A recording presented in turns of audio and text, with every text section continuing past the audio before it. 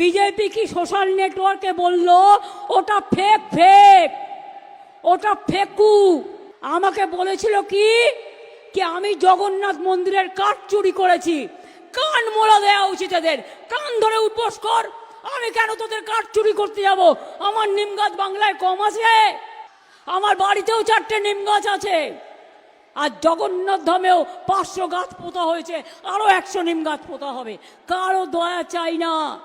আমরা অত ভিখিরি নই, আর আমরা পকেট মার নই। আমরা মানুষকে সাহায্য করি। মুখে ঝামা ঘষেছে তো যারা বলেছিলেন তারাই বলছেন না না এখান থেকে নেয়নি। তাহলে আমার বদনাম করলেন কেন? এর জন্য কত ফাইন হওয়া উচিত।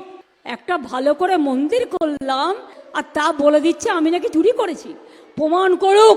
আর তা নাহলে আগামী দিন একেবারে কড়ায় গন্ডায় মানুষ হিসেব দিয়ে দিন।